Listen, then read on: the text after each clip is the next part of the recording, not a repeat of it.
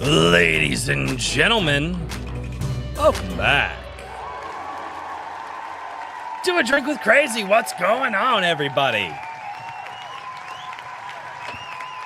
Oh, good Lord. I feel like that's my catchphrase now, and I didn't mean to.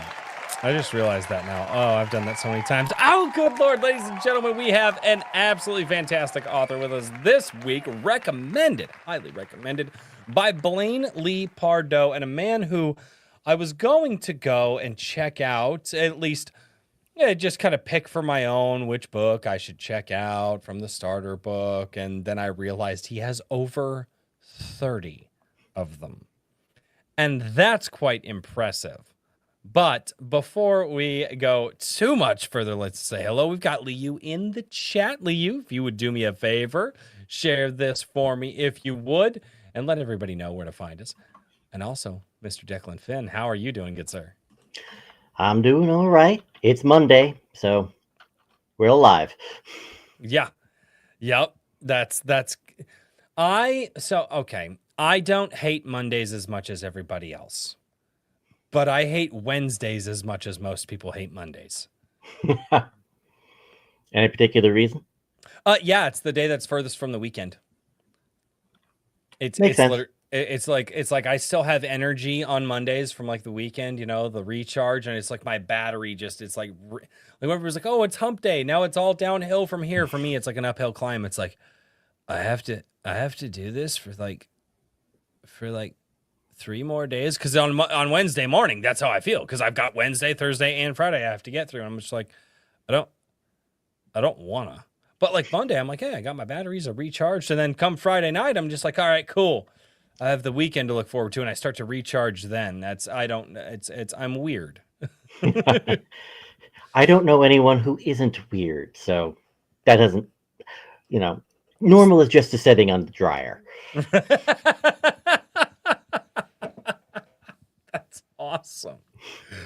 Oh man. So there are a couple of things that I want to talk about. We have punished John A. Douglas down in the chat. Had to show up and show my boy Declan some love. Been on cloud 9 since his book launched. Yeah, you just did a book launch too. Mm-hmm. That's fantastic. I guess we'll go with just the canned question that I always have. I've always got this one ready for the start of the show, because I have to ask. I mean, you've got over 30 books, which is impressive, because you seem to look pretty young. And by young, I mean you're not 60. Sure.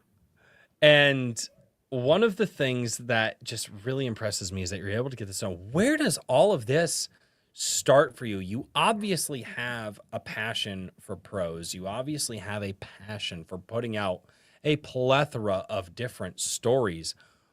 Where does that passion begin for you? Are you in grade school? Are you in high school? Are you in college? Where does that begin? That begins in high school. I was 16. I did not know it was called fan fiction at the time. I didn't bother with the internet, because there are people on the internet, and I met people. I was in high school who likes people in high school. Theoretically, other teenagers, but oh no, I didn't like teenagers. I liked my friend group in high school, but I hated everybody else. I hear that. Yep. So started with fan fiction. I had a story in my head. My father said, "Well, go write it." I then spent the next 15 months pumping out probably close to 1 million words, because I was... Whoa.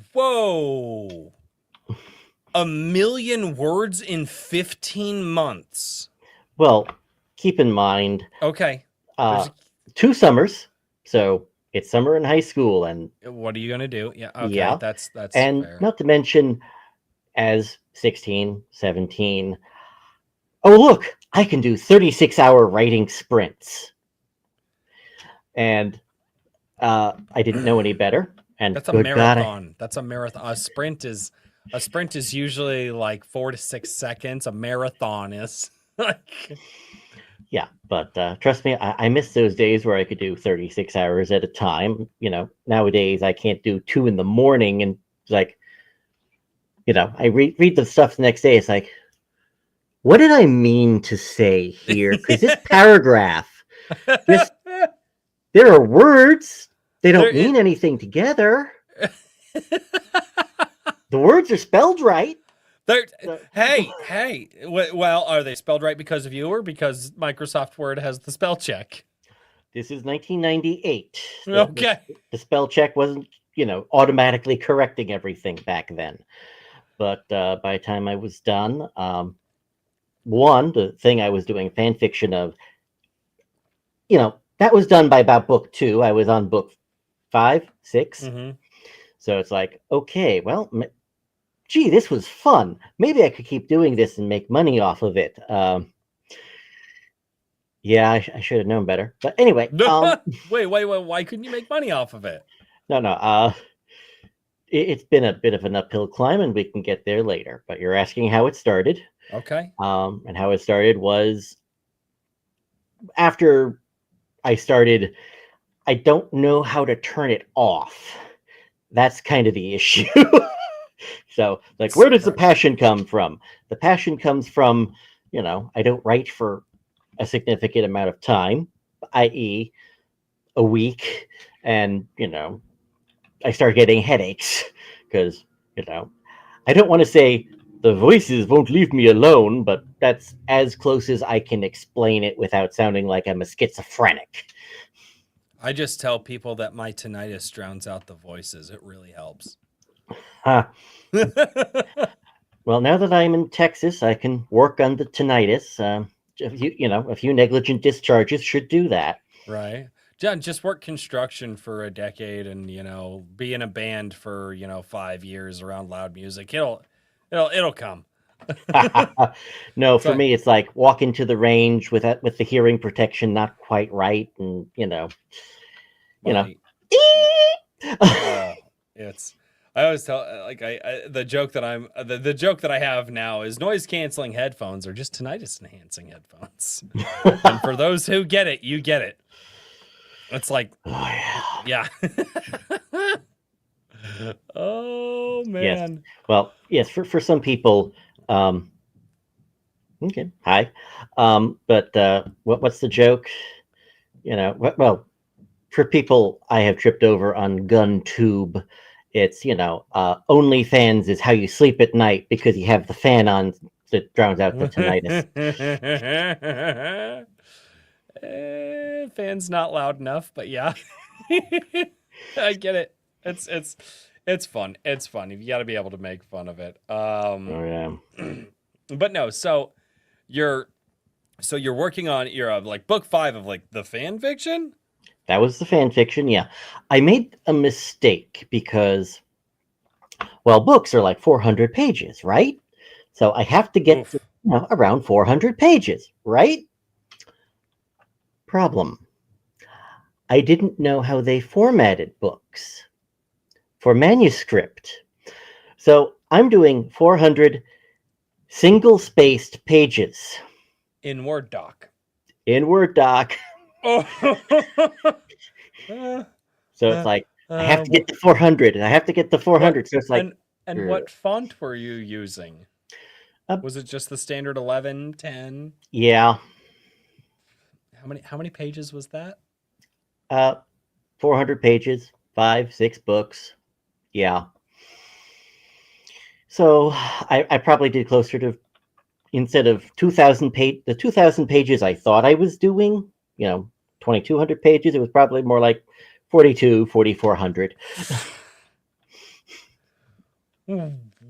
Woof. So you had 10 books instead of... Yeah. I have retooled the books, and I have started, now that I'm older, I have retooled them. They're no longer fan fiction. They are entirely my own thing. I had a 30-page...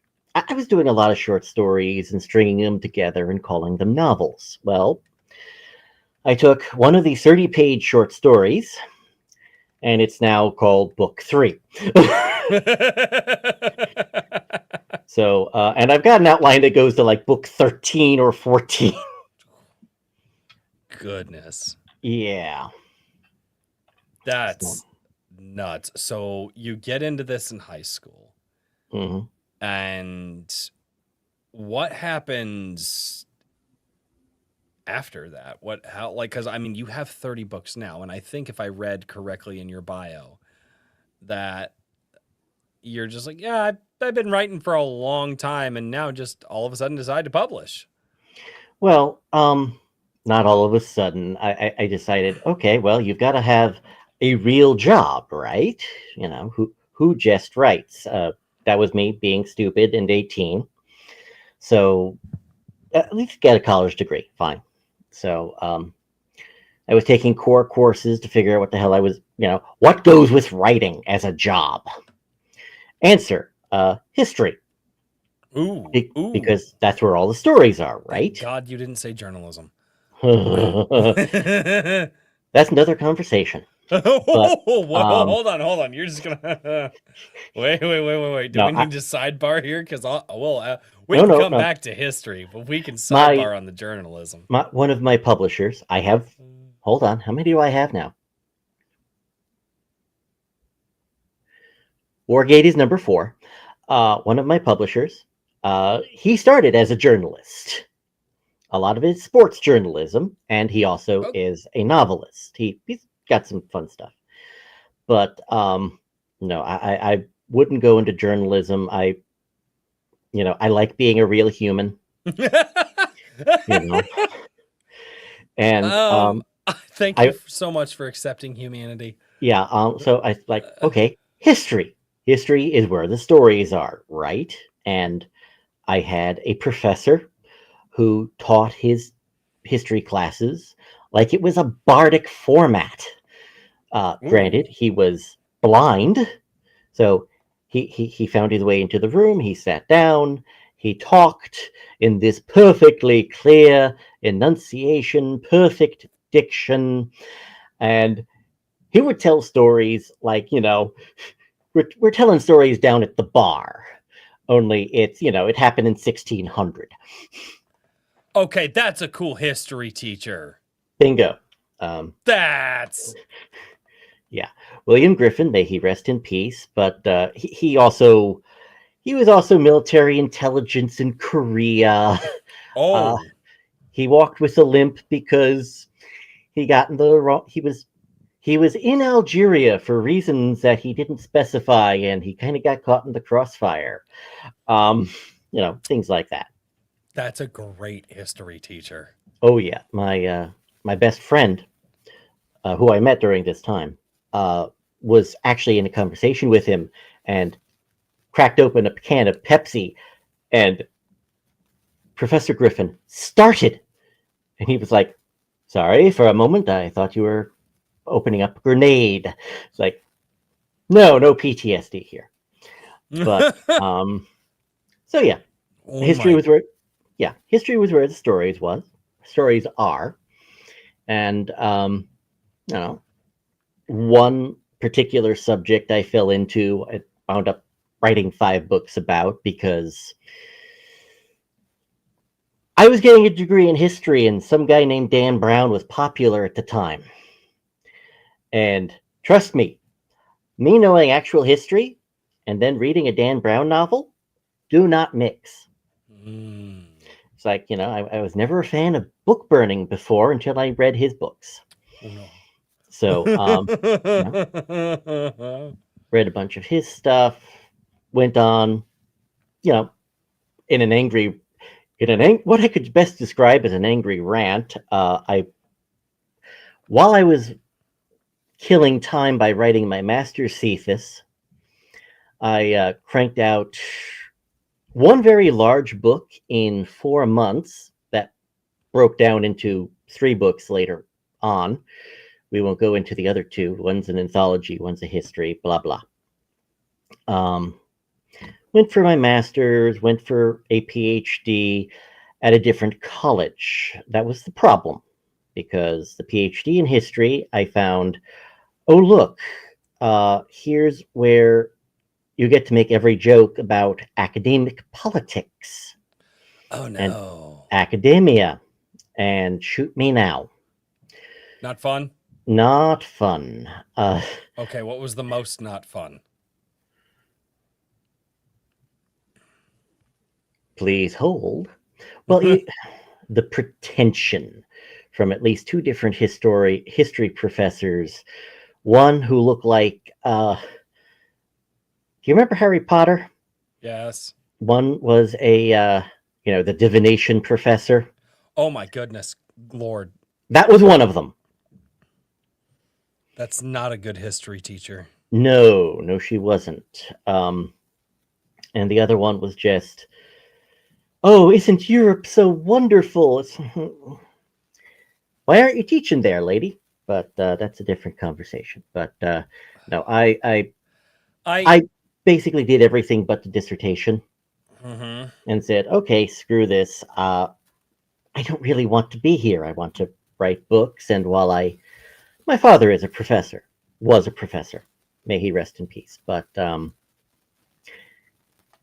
I figured, okay, get the degrees, teach college, publish books on the side under an alias. Hey, Hunter.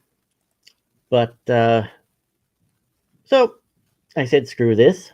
I also I went to a history conference trying to get a job for they call it the Open Sources Center, which is just a job reading newspapers for the CIA. And they were at the American History Association down in Atlanta. I went down and I was listening to some of the conventions because I can't be at an interview for 3 days. And hey, if you're doing this history and this history and this history, guess what? You're not getting a job. So, of course, that Venn diagram fit perfectly with what I covered. It's like, okay, fine, screw this. I went out, I got an agent, and my timing is perfect. Perfect, I say. I got an agent, and the very next month, Simon and Schuster fired about 10,000 people in a month because the traditional publishing market had expanded to the point where they overexpanded. And they hadn't adapted to things like electronic media. Yeah, that was a drag. A lot of people hadn't adapted to it. And this was what year at this point in time? 2009. Right around the .com bubble and everything like that too. Oh, yeah. Perfect Oh. timing. Perfect Oh. timing all around.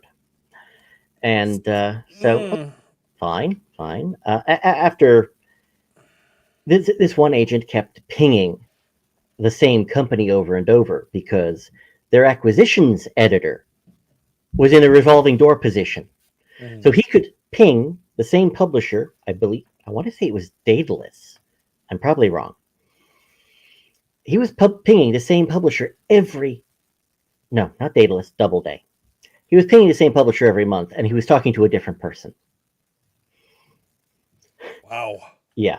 So after 2 years That's of this, nuts. I said, screw this, I'm going to self-publish because why not? And I'm off to the races, and since I had been, Self-publishing back then was not oh no, what it is today. it's a different ball game, and part of the reason that writing is alluring to me is, oh look, I get to self-isolate in a room for 8 hours a day and just play with my imaginary friends. Unfortunately, every book I had read at the time about publishing neglected to stress marketing. So that's the less than fun part. That is a thing that we've talked about when we were doing Iron Age Nights. We had co-hosts. One of the biggest things that we talked about is like I can kind of pull people in and talk with people, and we can try to do our best as this small platform, and we developed a good sized small audience, but Right. but like if you're not going out there and marketing your stuff, like, and you're just hoping that other people are gonna do, like, no, you are either gonna be your best marketer or nobody is gonna be your best marketer. Oh yeah. And that is something that so many people just don't understand, is that if you want your books out there, the person that's going to do it for you the most is you, especially when you're starting. All right. You Oh yeah. have you have no name recognition. You have no, and it's one of those things too, that as much as like I would love to be like, oh, I'd have you on the show and I can kind of get you a leg up. One, I can't. I would love to get to that point, but two, at the same time, I'm also marketing me. You're marketing you. How does that work together, right? Like if you're going to talk to me, are new people going to see what you're doing? Or if I'm talking with you, are new people going to see what I'm doing? It's all this crazy stuff that gets involved. And then it's like, okay, now where's the time investment? How do we do that? Now, because if I'm doing this time over here doing the marketing thing, I'm not doing time over here in the thing that I really want to do. Oh yeah. And it's so intricate, and I'm so many new authors, comic book creators, so on and so forth, don't understand what I'm going to call the ground game. And the ground game is critical. It is a lot of times kind of getting out there before your stuff is, or you write your first book and you use your first book as ground game for your second book. But with as expensive as like comic books are, that's a gamble. Oh yeah. Art by itself is. Ugh. Oh yeah. I could do a comedy routine about making my first cover, but let's not. I mean, it's your show at this point. You do whatever you want to do. My first book was I figured it was a throwaway book. Oh no. And everything I had learned from reading, I believe Clive Cussler had just come out with a book on how he got into writing and the Dirk Pitt series, etc. And he was in marketing, so he was going for bright colors. So it's like, oh, so I should do that.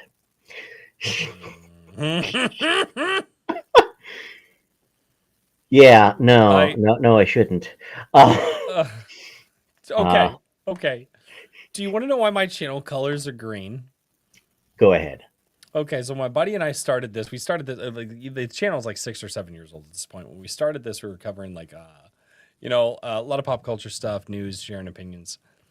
And we're like, well, it's called A Drink with Crazy. And the idea is we're two guys, we're going to sit there. We're going to talk about the crazy topics of the, well, actually we started as a political channel, which that I quickly realized I like listening to politics. I don't want to cover politics because that drives me insane. Great way to get an ulcer. Oh, dude, I had headaches for days. It was bad. So the idea was we're going to start a channel. We're going to call it A Drink with Crazy. And because we're going to talk about the crazy topics of the day, and we're going to have a drink while we do it. So a drink with like crazy topics was technically the thing. And we were like, well, what should be the channel colors? Like, it's A Drink with Crazy. Like what kind of color goes with drinking? And in my head, I'm just like, who drink a lot? And my buddy's like, who? I'm like, the Irish. Let's go with green. Ha! That was my logical leap to the green theme of the channel. Hey, yeah, that works. When Chicago dyes the entire river green for every St. Patrick's Day, yeah, it works. Although, as somebody once asked, why can't they dye it blue the rest of the year? Yeah, but I mean, have you seen the Chicago River in the past? It wasn't blue for a time. Yeah, I believe it. Due to my most recent book with Blaine and Land and Sea, etc., I did a lot of research into the Cayuga River. And if you don't, okay, good. I don't need to explain. You mean the one that had a fire on it? Uh-huh. That had not just one fire, but like a bunch of fires on it? We only have pictures of the one because that one was like really bad. But like, yeah, the Cayuga River. So I have a small background in stormwater, so I've learned about a lot of this. Yeah, yeah. Fires used to sit on top of the water, and somebody thought at one point in time, maybe fire on the water isn't good. Yeah, well, the funny thing is, I looked into it, and the natives were like, "Oh yeah, it goes on fire once every decade." It's like, and you're good with this? It happens. It's like, okay, Oh fine. yeah, no, there was a lot of natural pollutants there. There was, and then obviously, you get in the Industrial Revolution, everybody's like, nah, just dump it in the water, it'll be all right. It's fine. Maybe eventually, Then kinda, we're sorta. still working on it. Like I said, and I'm not one of the like the Greenpeace, like tree hugger type of people, Nope. but I've looked enough into the history to go, oh wow, we actually did screw some things up that we still need to kind of correct for. Oh yeah, well, there's Like, a Neil Stevenson novel. The only green thing I've ever read and gotten through was a Neil Stevenson novel about Boston Harbor, late 80s, early 90s, and just how bad that was. oh yeah. Unfortunately for Neil Stevenson, I know I read the book. Can't tell you how it ended. If they would just stop using stupid arguments. Yeah. If they would just stop using stupid arguments, it's like, hey, because their whole thing is like, did you know we're gonna end the world? It's like, no, dude, no, we're not. We're not. We might, and they're like, we're gonna end humankind. It's like, well, okay, also, no, we're not. We might radically reduce the population, but we're not gonna like. We're a resilient species. We've been around a while. Like, it's not even if you even if you look at the scientific side of it, it's like the scientific side says that we are bipedal hominids that have been roughly in our own form for about 189,000 years. Are you here to tell me that a bipedal hominid, in which was what we are, in 189,000 years, which is almost larger than the human brain can comprehend, hasn't survived some crap? It's like, no, we're not gonna end it. And that's your science. That's like, are you and then you well and then you're like, and then look at the geological ice core data. And then look at how radical the temperature used to fluctuate before roughly about the Younger Dryas period, which we've been a radically stable climate since then, based off of their science. You can't bring that up. You're not allowed to talk about it. It's all doom and gloom. We're going to end it all. We're going to die next year because the temperature of the planet's going to rise 47.5 degrees. If they would stop using stupid arguments and just be like, hey, so when the river is brown because of chemicals we're dumping into the river, and that's killing some fish and affecting the health of people down the river, maybe we shouldn't do this because we should try to be better. That would be a better argument. But they never just use we need to be better. We need to care for our fellow man. We need to care for this planet that we're on. It's always we're gonna die tomorrow. Greta Thunberg said we're gonna die tomorrow. Don't you know that Greta Thunberg, who by the way gets flown around on private jets all over the place, yeah, she like, I mean, and she's half retarded, and she still says we're gonna die tomorrow. We need to listen to the half retarded girl from Europe. Yeah. Sorry that. No, don't worry. I've done that rant before. Although at this point, I think she's less autistic or anywhere on the spectrum, and I think it's more like fetal alcohol syndrome, which is all sorts of bad news. But because I look at all of this, I have to look at a lot of this stuff for my job, and I go, okay, like, and realistically, I'm like, okay, removing the conclusion of we're all gonna die, what's my conclusion? The same conclusion we've had since human beings have existed. There's a problem, we have to solve it. oh yeah, Do we cause some problems? Absolutely. Do we need to figure out those problems and figure out how to fix them? Absolutely. That's being a responsible human being. It's not that hard. Oh, absolutely. And But it's entertaining because the solution to the problems of technology is usually more advanced technology. Because, you know, let's thank you. But yeah, it's like, oh, look, all the problems of the Industrial Revolution. Oh, look, all the crap we're spilling into the atmosphere. It's like, fine, go nuclear. We don't have any of that. And, oh, look, nuclear, bad. Chernobyl, 3 Mile Island. One, 3 Mile Island let off enough radiation for an X ray. Two, Chernobyl was all sorts of screwed up. that was a controlled experiment that they did intentionally to see how many safety systems they could shut down in order to actually cause the meltdown. Yeah, they went Sorry. maybe one too many. But, and I think it was like 6. I think it was like 6 too many. If yeah, my memory might be playing some tricks on me, but they were like, yeah, had they shut down these first ones, had they just not shut down all of these. yeah. But now we have thorium salt reactors where Yep. they are shaped so that if they start melting down, the core will literally melt until, oh, look, the reaction stops. It is a self-solving problem. So, Thorium hey, salt has been like a lot of people have been saying that thorium salt reactors for the last and some people say it's too much hype and like some people are say it's the greatest thing that we've ever seen and other people are saying that oh no pish posh that's definitely got its problems and it's not the greatest thing ever. But thorium salt reactors seem to kind of be where it's at right now. yep. And I mean, there's not another technology I know of that's competing with it. oh, yeah. And frankly, now that everybody's trying to, all the tech companies are trying to hop on the AI bandwagon, which we can talk about that. Oh, It's goodness. congratulations. What was it? Microsoft and Google, or IBM and Google, some combination of that, went out and they bought their own nuclear reactor. No, if I'm not mistaken, I think Microsoft bought 3 Mile Island and they're going to refire up the nuclear. Okay, I now have to look this up. 3 Mile Island purchase. I need to look Yeah. this up because I was like, because to power their AI farms, right? Bingo. And so it's like, oh wow, reopen to power Microsoft data center. Yep, this is NPR. I will share this really quickly so that way people don't just think I am blowing smoke.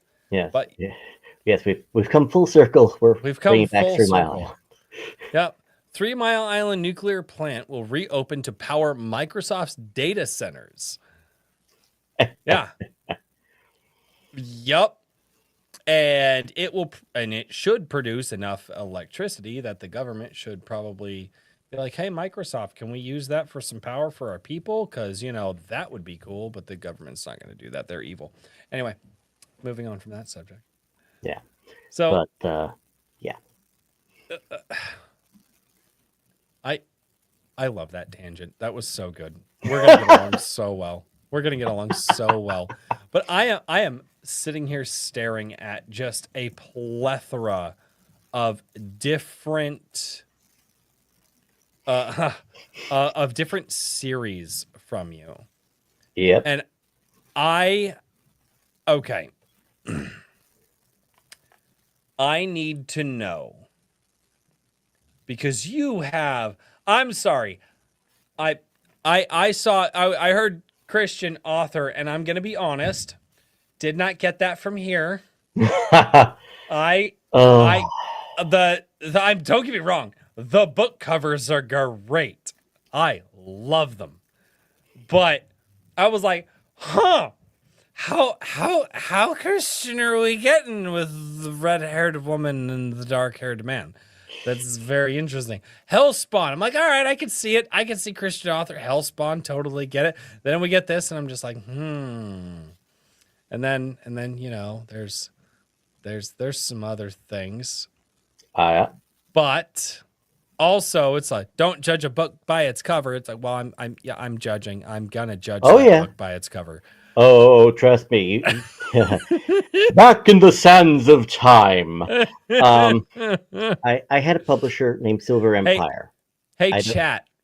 Hey, chat. Without knowing that this man is a Christian, hey, chat. Do me a favor. Everybody in the chat, you have a job right now. Just without knowing that this man is a Christian, a Catholic, by the way, a fellow Catholic. Do me a favor.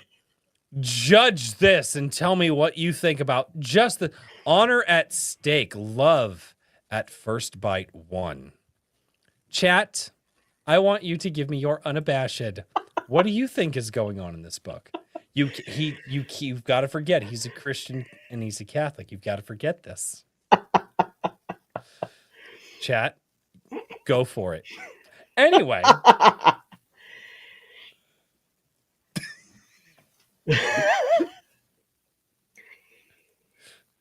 so I want the chat's intrusive thoughts to come out on this stream.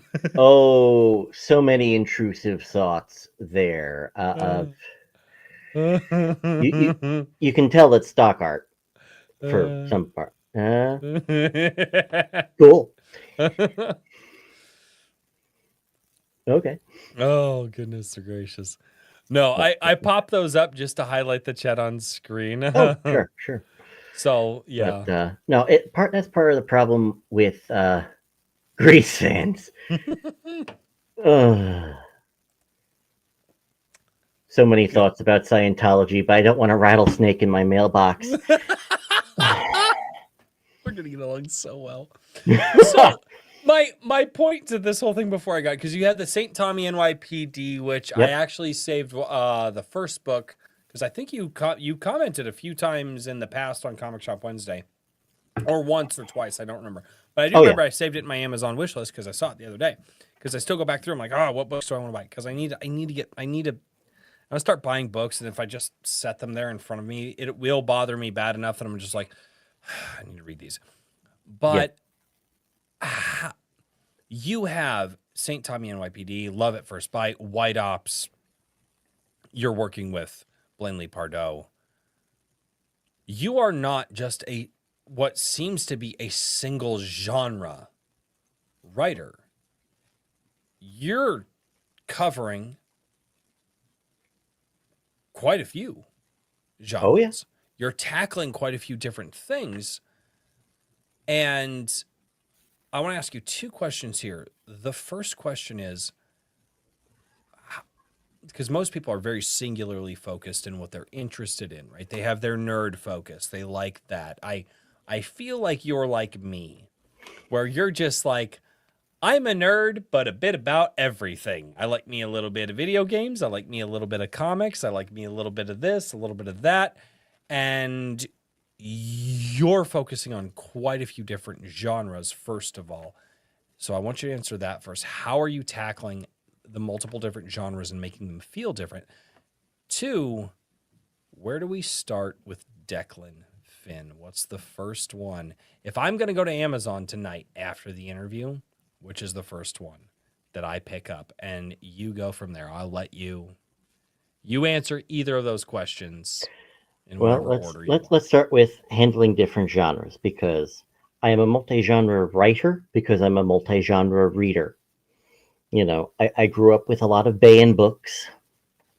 I will read. I think I read most of their authors. Just don't ask me about the 1632 folk. Uh-oh. That's one interpretation.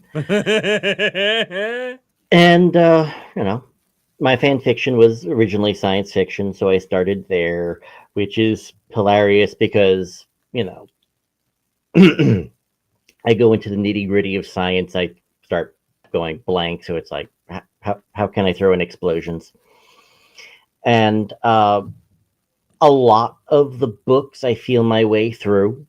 The different, for example, one of the earlier books is Honor at Stake, Love at First Bite. They are vampire romance, and I use the quotes. It's mostly urban fantasy.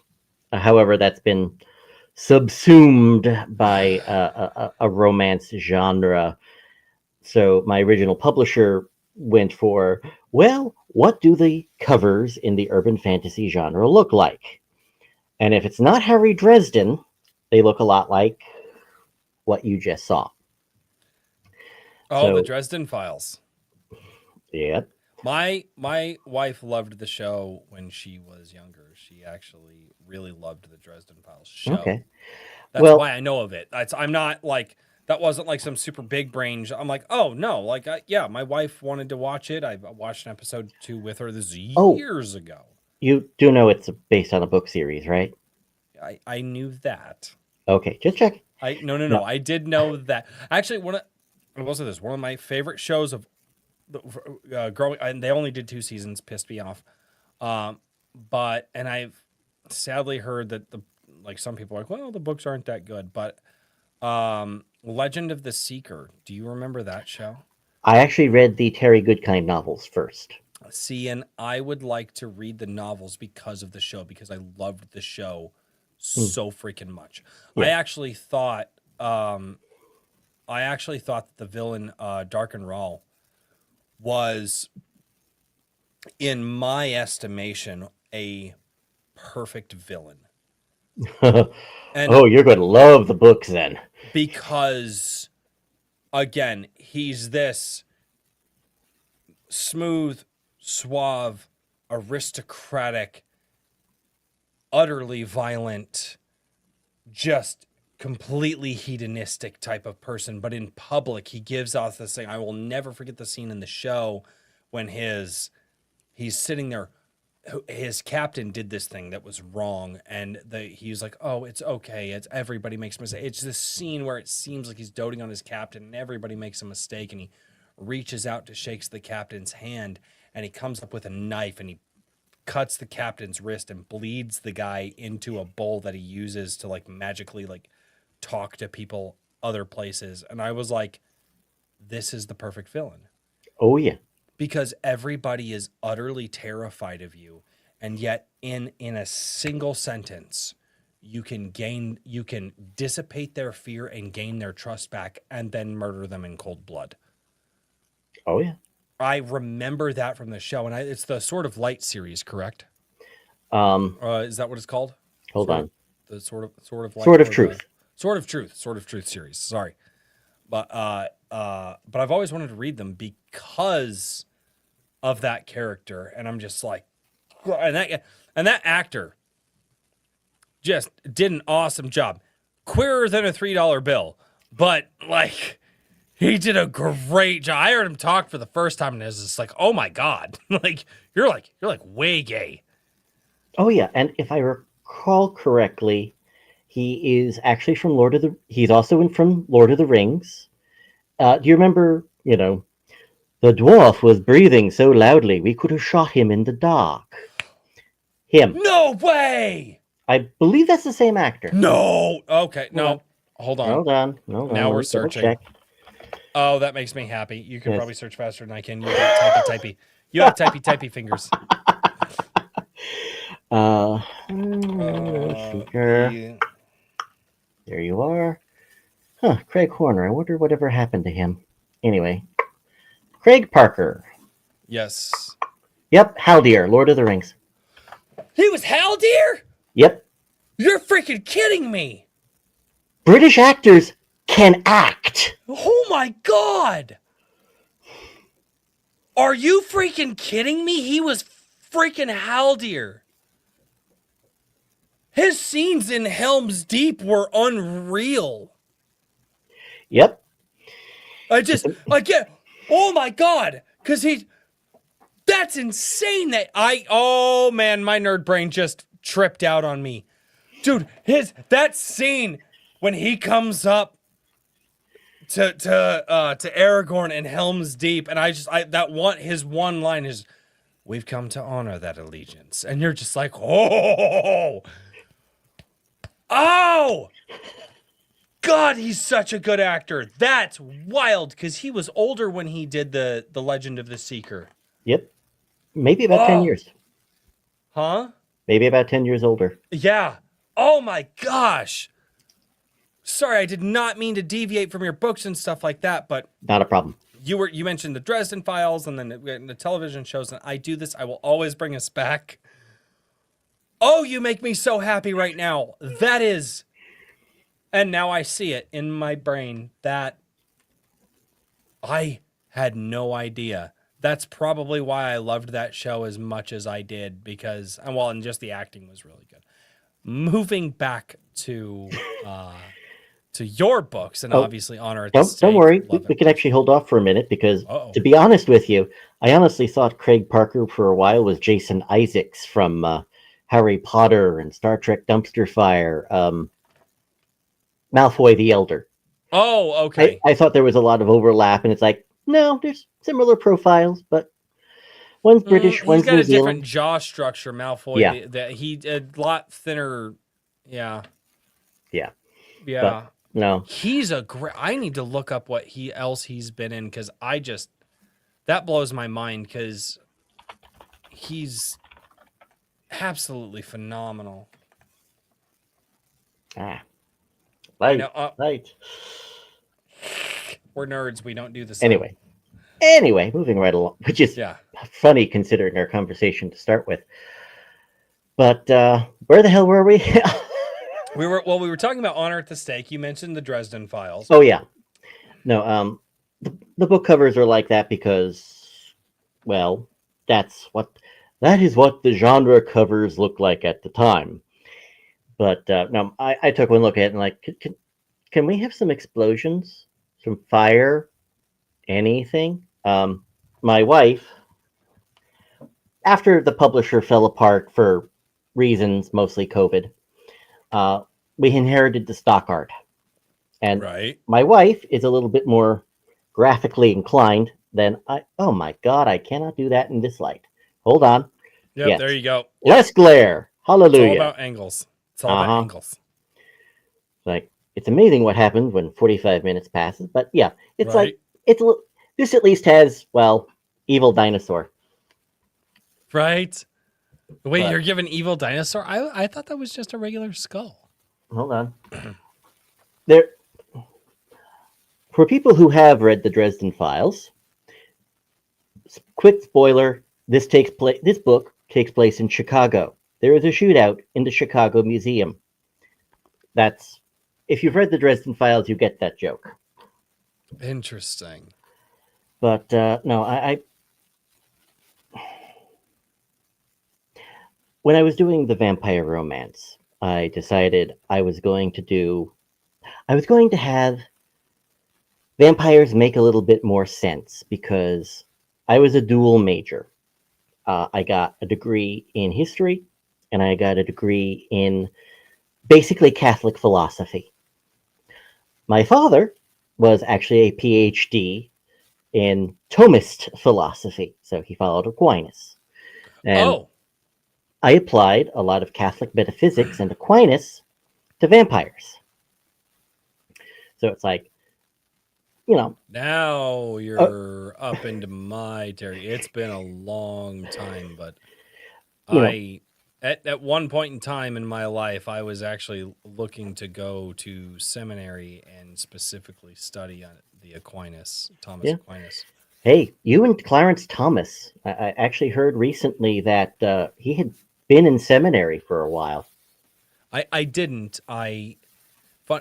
Funny if priests who knew me when I was younger, they were just like, we didn't get the priest vibe from you. We know you, we know you wanted it, but it wasn't right for you to do. And they were correct. I think that they were correct. Yeah. Hey, they were actually pretty good with that, because there was about a dozen or so German spies in World War II that tried to infiltrate the Catholic Church by going into the seminary. And they weren't doing it deliberately. Each of them was taken aside and they were told, we really don't think you're good for the priesthood. You should probably look into other fields somewhere else. It's like, you got taken out by the filter. Right? It's when you meet good men, they get it. They get it. And that was, but no, I thought about it. with a vulgarity comment. I wasn't as vulgar as when I was in high school. I was not nearly as vulgar as I am now. That's a decade in the blue collar fields and living life and not living life good and living life good sometimes. And yeah, I'm a lot more vulgar now and I'm still not as vulgar as some people that I know, but yeah. Oh, excuse me. But so you're applying that, like you're applying Aquinas and in teachings of the Catholic faith and what else to the vampire? Well, I wanted vampires, and I mean original Dracula, original recipe Dracula, Yeah. to make a little bit more sense. Because outside of all freaking people, Joss Whedon, there are very few who want to try making vampire mythos make sense. In fact, they'll usually just throw it out. I was particularly annoyed with the Blade movies with Wesley Snipes because Those were based on Marvel. That's a Marvel no. property. Oh no, they threw out crosses. They threw out holy water. That's true. They barely kept silver. Yeah. You know, yeah, that's true. When Dracula showed up in Marvel Comics, and he fought Blade a few times, they kept. I think it's Stephen King's. Well, the cross is powered by your faith. So when Wolverine flashes his claws in a cross at Dracula scoffs at him, and then Nightcrawler grabs two sticks. It's like, okay, bye, because Nightcrawler raised in a monastery. Yeah. But where were we? Oh yes, no. There was a part of Thomas Aquinas where he was looking at the post-resurrection body of Christ, because we know, Christ after the resurrection went through locked doors. So a theory, even Aquinas mentioned that, there is space between atoms and he just slipped between the atoms and the door. And it's like, gee, I thought this was, A Wrinkle in Time. I didn't know this was 1200 AD. But, well, gee, if you could have, the soul and the body are so intricately intertwined post-resurrection. You have perfect control down to the molecules in your body, so you can go through locked doors. And does that mean you can shapeshift and turn into mist and turn into bats and etc.? And so I turned it into, I described it in the book as an imperfect resurrection and a kind of metaphysical virus. Because if you take the microbiology of Aristotle, or the definition of life from Aristotle, and apply it to a virus. Is a virus alive? Yes, no, and maybe. I know this in part because that was my father's PhD dissertation. I even cite it in the book. And, so I apply all this weird stuff down to mitochondrial DNA, just because I'm a nerd and everything goes into the book. Right. Anyway, and so, I wrote that. That also came out of, well, my sister was doing fan fiction, and my response was, move over, let's do this right. Because by that point, I'd been writing for 5 years, and it's like, okay, I can do this better. And oh, look, it's now something completely different again. But no, I had several taglines for this book series with the vampires. And I'm now on my third publisher with that one. That it keeps folding publishers. And I gave my first publisher a whole bunch of suggestions. And the one they picked was, welcome to New York City, where vampires don't sparkle, they burn. Guess what was popular at the time? But, Yeah. I've still never seen those movies. And I as much crap as those movies get, I've actually heard from people they're not bad. Well, I knew to check out when I fell into the middle of one, and because I was flipping through channels, and the vampire is explaining that he can read everyone's mind in the room except for our female protagonist, and Yeah. she because- goes, "What's wrong with me?" He laughs and says, "I tell you I can read minds. You ask me what's wrong with you." And all I could think is, even the movie is making fun of itself. That's funny. That's the point where I just checked out. But one of the premises I have is, my current tagline is, one of them, one is a vicious, bloodthirsty monster. The other one There is is a static that showed up. How does this sound? There is still a static. And if, Huh. okay, so I actually have an idea of what that could be. Because it just showed up recently. I think it's a connection. We're not going to be able to fix it during the show. But if my ears do not fool me, that static is actually coming from your microphone cable that's unshielded. It seems like your microphone cable is potentially old. Probably. And that's not something that's going to be entirely fixed during the episode. Does this work a little bit better? No, because it's not actually in the diaphragm of the microphone. It's actually down closer toward. It's a connection issue. You're getting static because of a connection issue. It's Okay. not actually the diaphragm of the micro. I spent a lot of years in a band. As a party trick, if people have really bad audio, I can actually tell them the size of the room that they're in all dimensions. It's kind of a neat trick.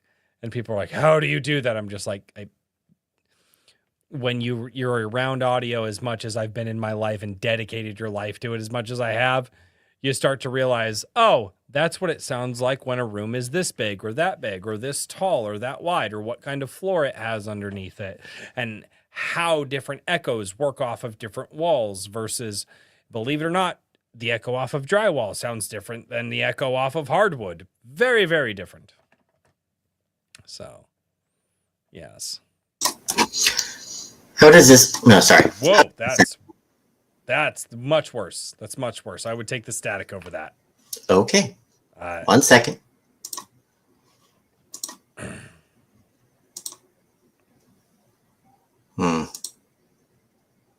Yeah, it's like you're on a different microphone now.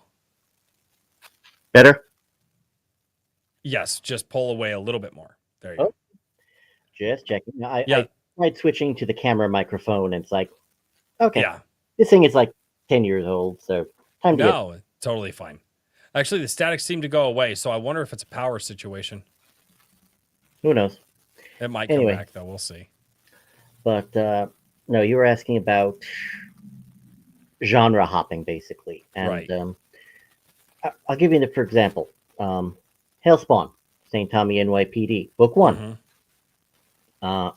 I originally came up with the premise in college. It was a Christian spirituality and mysticism course.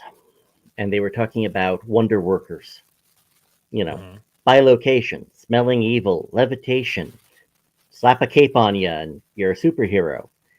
So by the time I was done with that particular class exercise, it's like, okay, so we have give these powers to somebody who's a cop.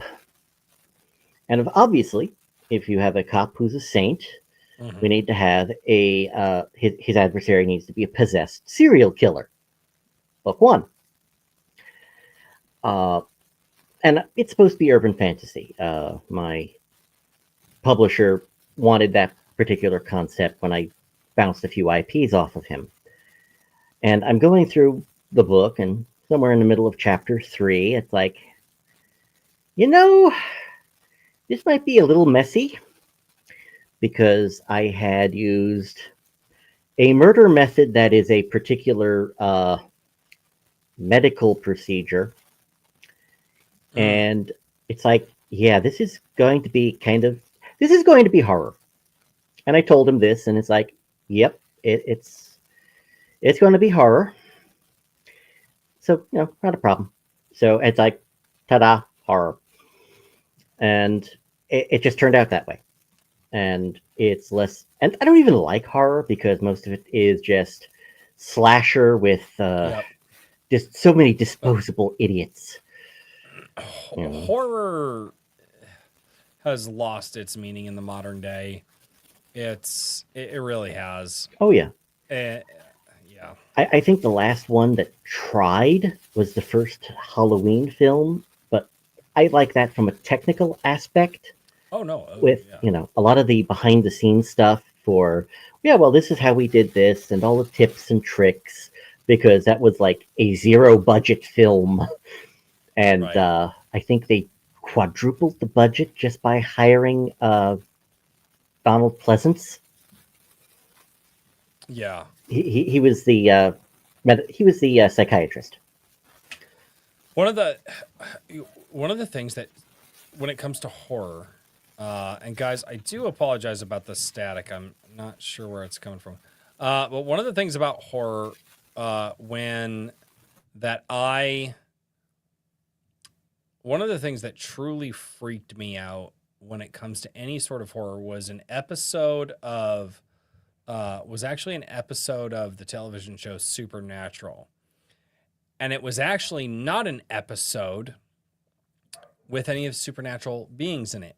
It was the episode where Sam and Dean basically one of them gets caught by this backwoods inbred redneck family out in the middle of the woods, and they capture people and then they set them loose, and then they go and they hunt them during the night. That episode creeped me out more than any other episode, because I'm like, oh, creepy people, middle of the woods, doing scary stuff because they're just a twisted family. That could be real. That could happen. That freaks me out. And that was the scariest episode of Supernatural that I'd ever seen. I believe the guy you want to look up is called Robert Hansen. Right? He used to kidnap prostitutes and release them into the Alaska wilds to hunt them for sport. This happened. So my fear is not unfounded. No, and it's not even, evil rednecks. One, screw that. Two, no, it's not that they were. happened. It's not that they were necessarily evil rednecks. It's they lived off the grid. There was inbreeding involved. There was I mean, this could be Alabama. We don't know, but sorry, I had to make. It was there. I had to make the joke. Anyway, but yeah, no, I personally couldn't get into Supernatural. There was too much melodrama after a while. I think Very true. Yeah, I gave up after a while. Although I'm told, oh well, you really should pop in when they're doing self-referential humor. It's like, no. Yeah, but I don't want to stay that long. Seasons 1 through 5 complete an entire story arc. Seasons 1 through 5 are some of the best television that have ever been put to television, period, bar none. I will put it up there with the best. Seasons 1 through 5. If you're interested, you want to watch it, you want to get through that, yes. Is there melodrama? Yes, that's the type of show that was on that network at the time. But also, there's some really great storytelling there. There's some really great character moments. There's some top tier writing. Seasons 1 through 5. If you stop after season 5, you're going to watch some of the best television ever. If you continue on after that, it's really 6 to 8, pretty good. No, thank you, sweetheart. I have one. 6 to 8's pretty good. 9 to 10, and then the rest of it, I didn't even finish last season, and I was a super fan of it. Like I own the first 8 seasons on DVD. Gotcha. Like I'm a big fan of that show. Like, and even I'm just like the writing. And here's the thing: they tried to cancel. They tried to cancel a couple of times. Like, then the CW I think they just showed up with a dump truck of cash and were like, "But would you please? Because this is the only show that's keeping our network going." And I mean, admittedly, if you're going to show up to my house with a dump truck of cash, it's like, no, all right, I can do another season. Like, And I think that's how that show got continued for an additional 10 seasons, because they did 15 seasons, which is just wild to do a show like that on television. It's syndicated television, like as for as long. I mean, 15 years. That's insane. Oh, you're muted. Oh. Tis. There you go. Anyway, anyway, where were we? I don't. We've been trying to talk about Honor at the Stake. No. St. Tommy NYPD turned into a horror, and why we didn't like horror. I'm sorry. I No problem. No problem. But no, I wound up getting 12 books out of that because I had to stop eventually. But jeez. And actually, St. Tommy is what Blaine Lee Part read, and he went, "Okay, well, I've got some Catholic stuff in Land and Sea, so yeah, this guy might work." That's awesome. Yeah. So, where do we start with Declan Finn? If I'm going to pick up my first Declan Finn book, where do I? Right now, I'm leaning, believe it or not, as this is going to, the chat's going to make fun of me for this. Chat, and some of you might be, I'm leaning for like the Love at First Bite series. But if it's quintessential Declan Finn, where do we start? What's the book that you go, no. If you want to know me as a writer and what you're going to get with the rest of me, here's where you start.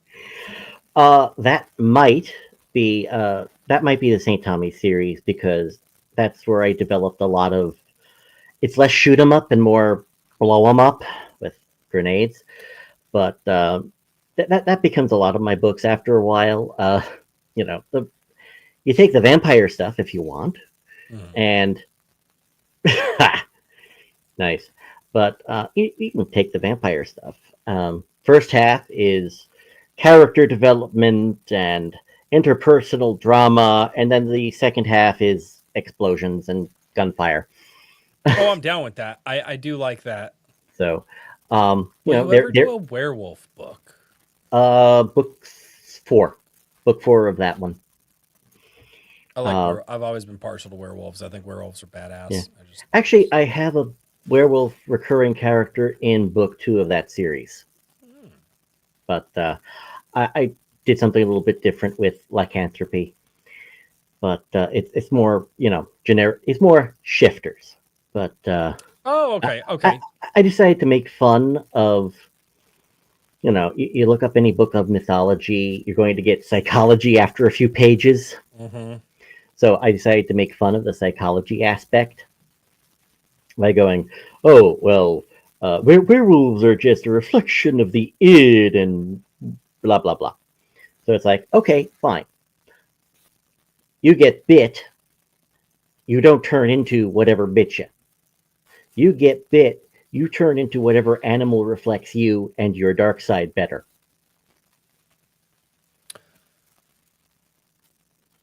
Okay, and this is the Love at First Bite series? It is the Love at First Bite series, yeah. And we're adding that to the Amazon because okay, you have my attention, good sir. I really like that. Yeah. Now, granted, with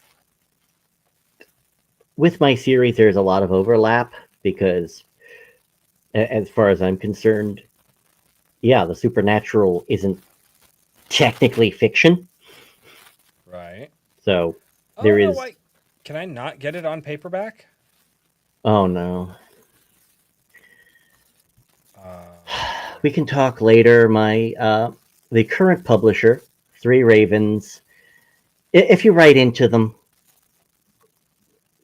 contact the publisher. They'll hook you up. They can. Honest. I've had to harass them directly, and wait, whoa, that's a thing? Because I understand Kindle's a thing. I don't like reading on the phone or digital. I've had people even, ask me like, oh, well, like I'll totally send you my book in the digital format, and I have literally declined. I'm like, guys, one, don't send me the book. Two, I hate reading on my phone because while you're reading, notifications are just going off all over the place. And it also feels like I'm just on my phone, just scrolling. There is something about physically holding a book in my hand. And I can take my phone and I can put it over here. And my phone is on silent or vibrate, so I don't have to. You're preaching to the choir. Oh, I love this choir. Excuse me. This is the nonfiction section. There you go. So we won't go into what's... When I moved from New York City 2 years ago, I originally had a pod, Mm-hmm. the pod people. And I loaded... What? I said that describes New York. Sorry. Yeah. Well, loaded up the books in the pod. The pod people came to take the pod away. And they made the estimate that I had approximately 2 tons of books. Mm-hmm. Because it was the family library that I inherited from my father, that he was built, he's been building since 1956. So we got some books. I'm probably going to spend the rest of my life trying to get rid of it so that, it doesn't become a fire hazard and I don't get crushed under a pile of them. But no, you're preaching to the choir there. The only reason I have a Kindle is I currently run a review site, Upstream Reviews. And a lot of the review copies I wind up getting are electronic format, which in the long run will save me money and will save them postage. But do I like it? Not really. I like ebooks for one reason. They're easier to make notes on. Because writing in margin notes can get a little annoying at times. Especially when you're trying to read at night. It's like... I like ebooks because if I have this thing, I have it forever, and you can't go back as a publisher when Declan Finn is no longer around and edit what he said. I have it. It's here. I want to know who your publisher is, and I want to tell the chat to go bully them, and so we can actually get these books up in paperback. Three Ravens Press. Three Ravens Press. Chat, go find Three Ravens Press. I'm serious. I need a Facebook campaign right now. Everybody out there, I cannot get this book on paperback. I want to add it to my Amazon cart right now, and I can't fucking do it. It is only in digital. Chat, I seriously need Three Ravens Press. You need to go and you need to say, we just heard an interview with this author. We would love to buy Honor at the Stake, the first, because we're interested. You just tell them. And the podcaster found out that we can't get it physically. Go to Three Ravens Press. You need to reach out and you need to say, why can't we buy this in paperback? We want it in paperback. Because that is the best way to preserve. That infuriates the hell out of me. Guys, please, and share this I'll share it in my Discord. I'm going to share it in my Discord because this bothers me so freaking much that I go and I'm like, sweet, I'm going to look up your book. I'm going to add it to the cart. When we have the money, we'll pick it up. Oh, can't do that. And if Three Ravens Press is like, oh, we'll just get it digital. I don't like reading digital. I read articles on digital. I read all of the stuff that keeps me in the world on digital. Social media posts, different articles, bickering between other people, political posts. Is their site Three Ravens Publishing? Hold on, let me just double check. Yeah, you share that link. I'm on a warpath at this point. ThreeRavensPublishing.com. Yes. ThreeRavensPublishing.com. Go, send them and say, why can't we order Honor at the Stake in paperback? Why can't we do it? We should be able to do it. Oh, good God. I would like for their site to be a little bit... Okay, there's one of my books. Oh, for the love of... I thought... I was going through their website and I figured, well, buy our books. It's like, okay, fine. Clearly they've got an order link. I click on the link. It goes to Amazon. Mm-hmm. That's and Amazon doesn't have it. not helpful. Contact us. Oh, there we go. We've got a contact us page. Oh, we're going to share that. Chat, I want you to get as many people as you can over here to... Like, this is ridiculous. That's insane. That is absolutely insane. Because at this point, just hearing how you're working with your books, I think I'm more into probably going to check out the Honor at the Stake because it's got...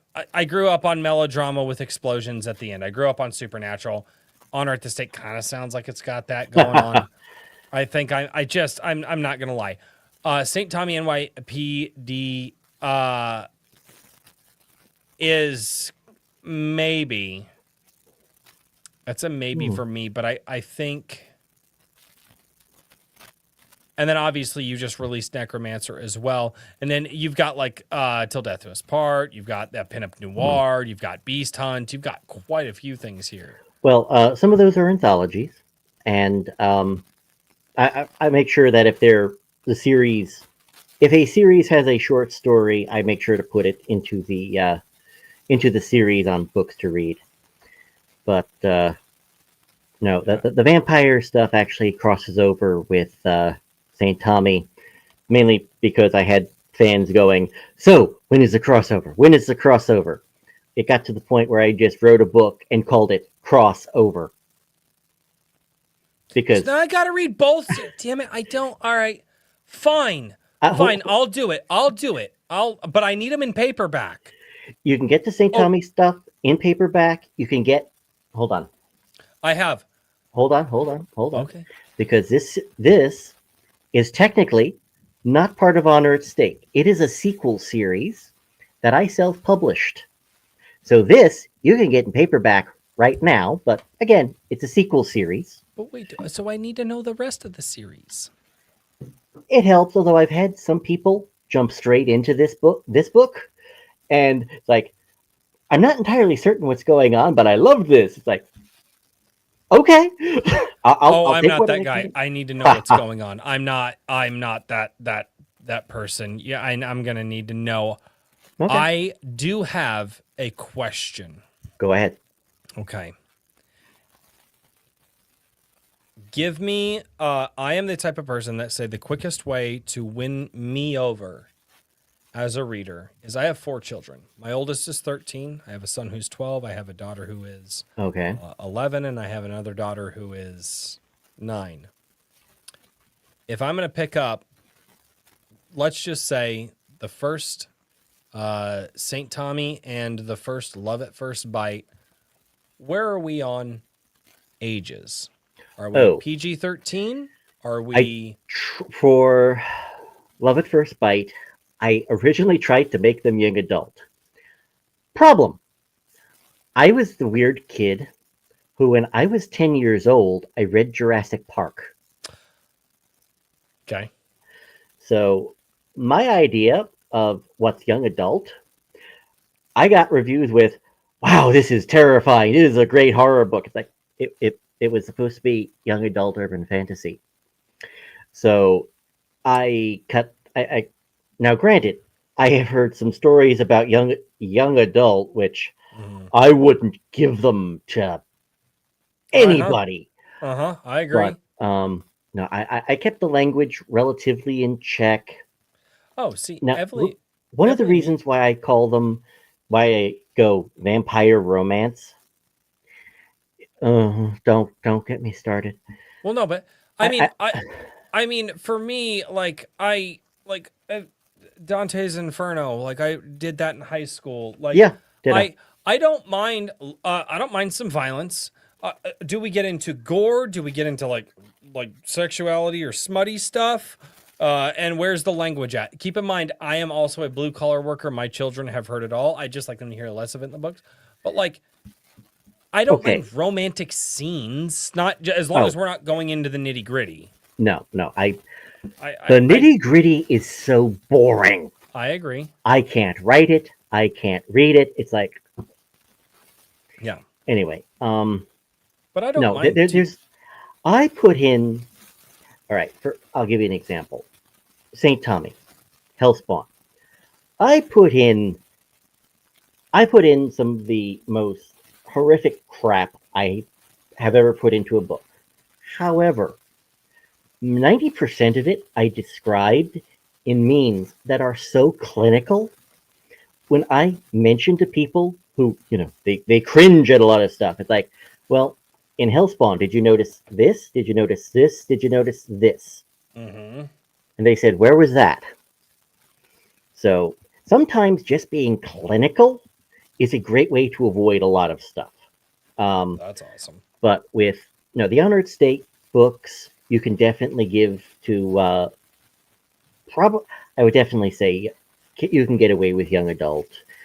St. Tommy is, depends on how attentive. If your kids are more attentive than some of the adult readers, then they might be a little horrified. But also, I kind of want to give them a medal. It's like, you're more observant than some adults. Congratulations. But so for me as a parent, because we're not overly protective, we protect them from like certain things, yeah, obviously. But I mean, for instance, my children, they watch the anime Demon Slayer. If you've ever seen it, like, hold on, that's the. Okay, I think I read. Did I read Demon Slayer? That's the manga, right? Mm-hmm. Yeah, it's a 27-volume manga, I think. Oy vey. I only read book one. Yeah, I read the first volume. Yeah. And but anyway, there's a lot of blood in that, beautiful animations, but it's a story of a truly good hero, but there is some blood and some gore in that. And yeah. I don't mind stuff like that, especially when the underlying message is a message of goodness, right?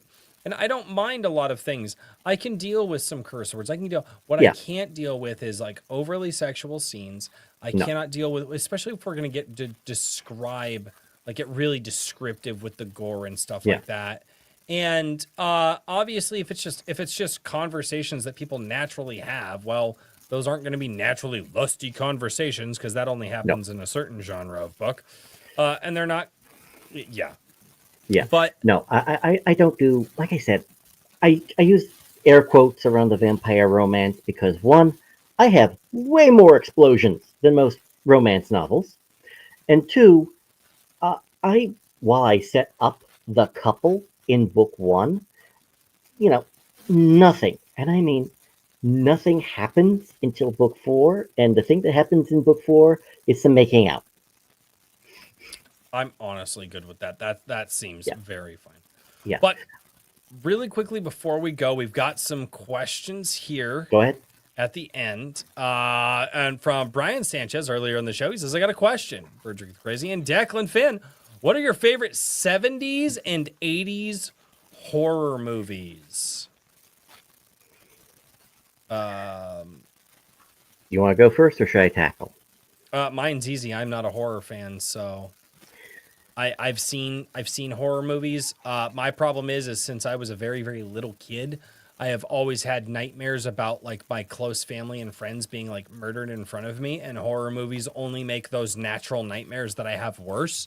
So I just avoid horror. I've seen some. There was a thriller that I really liked, but it wasn't 70s or 80s. It was called The Skeleton Key. I really liked it as a thriller movie, but I don't do horror. I physically can't. It's how my brain works. What do you think about Jaws? Jaws is good. I like Jaws. Is that really horror? There are some people who will classify it as horror. Oh man, but I always thought Jaws was a thriller. Yeah, there are a lot of that. There's a lot of that too. Jaws was the first Hollywood blockbuster, though. Jaws is what made the summer blockbuster. I mean, we can both agree on that. No, I like Jaws. The first one. I've never seen the rest of them, but the first one, no, I like the first one, yeah. There is only one movie. There is only one. There can only be one. So what are your favorite 70s and 80s horror movies? No, Jaws. That's pretty Jaws. much it. That's it. Now, Done. now, granted, I have seen. My father was a fan of the Hammer horror films, which they're almost a joke. But there is some. The only reason you watch the Hammer horror films is to watch Christopher Lee and Peter Cushing That's what I've heard. together, because Christopher Lee, great actor. Although the first thing they worked together on was Frankenstein, and Christopher Lee complained out loud that he didn't have any lines in the script because he's Christopher Lee. He's 6'5". He's the monster. And Peter Cushing simply replied, "Consider yourself fortunate. I read the script." Oh, I also heard he broke his arms when he went through that door because it got accidentally like real locked, and like Christopher Lee actually broke through the door and still got messed up. It's wild. Oh, yeah. It's such a great story. Billy McHouston says, what's the most Scottish animal out there? Talking about how you handled lycanthropy. Like, I have no idea what I'd be. Declan needs to make a quiz or something for people. Oh my gosh, what would you be in Declan's Finn's book? Oh my, what? Oh, that's a great, like those Facebook quizzes that everybody did for like a decade. Those were the days. Oh, that's such a great idea. Oh, you should make your own quiz and come up with the questions and be like, if you were like, oh, that'd be so cool.